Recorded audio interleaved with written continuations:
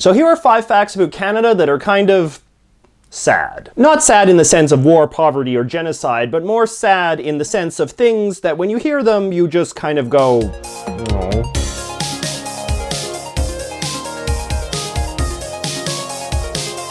Number 1, the Canadian National Anthem. Canada's national anthem is O Canada. The original version, which was commissioned by the government in 1880, was originally supposed to be a song celebrating the French-Canadian race, which in those days meant celebrating Catholicism. So the original lyrics were all full of references to Jesus and crosses. But that wasn't the problem. No, the problem was the fact that the accompanying music was very obviously plagiarized from Mozart. Listen for yourself. This is O Canada.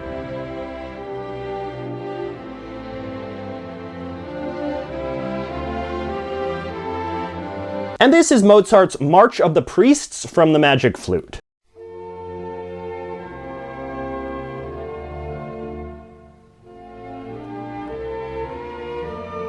Luckily, by 1880, Mozart had already been dead for 90 years and couldn't sue. Number 2, the Canadian Constitution. And here I'm not talking about the Constitution in any political sense, but rather the Constitution as an actual physical thing. In 1982, Canada finally became fully independent of Great Britain, and there was this big fancy ceremony in Ottawa with Queen Elizabeth and Prime Minister Trudeau, the old Prime Minister Trudeau, not the current one, where they got together and signed the new, first fully independent Canadian Constitution. Now see, back in the 1980s, the American government was testing cruise missiles in various uninhabited parts of Canada. The fact that you've never heard of this until now should prove just how inconsequential it was to anybody, but it nevertheless mattered an awful lot to this one guy. In 1983, he went to the Canadian Archives and asked to see the new Canadian Constitution, and he poured red paint all over it. This very important artifact of Canadian history was now ruined forever. He served 89 days in weekend jail. Number 3, Zootopia. In the very excellent Disney movie Zootopia, there is this one scene where there is a moose anchorman on the TV. The moose is voiced by Peter Mansbridge, who is a very famous Canadian anchorman in real life. This got enormous press coverage in Canada and was considered this very exciting, proud moment for the nation. It's a short role, but it's a critical role. Okay. Chad. It's a big deal. Unfortunately, it later came out that Zootopia actually did this exact same thing for a whole bunch of other countries too. Depending on where you lived, in that scene, there was a different animal anchorman voiced by a different local news guy. So there was a different one in Japan, a different one in Brazil, a different one in China, a different one in Australia, and so on. Canada was not so special after all. Number 4, the poppy. Canadians wear special red plastic poppies on their shirts on November 11th, Remembrance Day, which is also known as Veterans Day. Most Canadians think of this as a very special Canadian tradition that was created in response to a very famous Canadian poem called In Flanders Fields,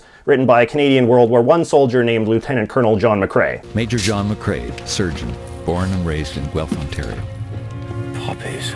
And while a Canadian may have indeed written that poem, the whole poppy-wearing movement was actually started by an American, a former World War I servicewoman named Moynia Michael. After World War I ended, Moynia Michael began to buy and distribute fake poppies to her fellow Americans every Veterans Day in order to keep the memory of the war alive. This then evolved into the American Legion's annual poppy program, which was then copied by other countries like Britain, Australia, and Canada. The American Legion still does the poppy thing to this day, except that their poppies are all handcrafted by disabled American war veterans. I guess that's not so much really something sad as it is something to make Canadians jealous. And lastly, number 5, the Canadian flag. The Canadian flag is a very nice flag, but it is also unique among world flags in that it doesn't really mean anything. And I don't mean that as an insult, I mean that in the most literal way possible. Nothing on the Canadian flag actually represents anything. There is no official symbolism of any kind. The colors don't mean anything, these 2 red bars don't mean anything, even the big maple leaf in the middle doesn't mean anything other than, I guess, the fact that there are maple trees in Canada, but even that is unofficial. In most other countries, the images on the flag are symbolic representations of things that have to do with history or government or culture or whatever. Not in Canada, however, we just wanted something that looked pretty. By the way, if you want to learn more sad facts about Canada or even happy facts about Canada, I highly recommend you check out my new website, thecanadaguide.com. It's packed full of all sorts of really interesting information in a really fun and easy to read format. Check it out. So thanks so much for watching. Don't forget to like and subscribe, and let me know what kind of information about Canada you would like to see in a future video.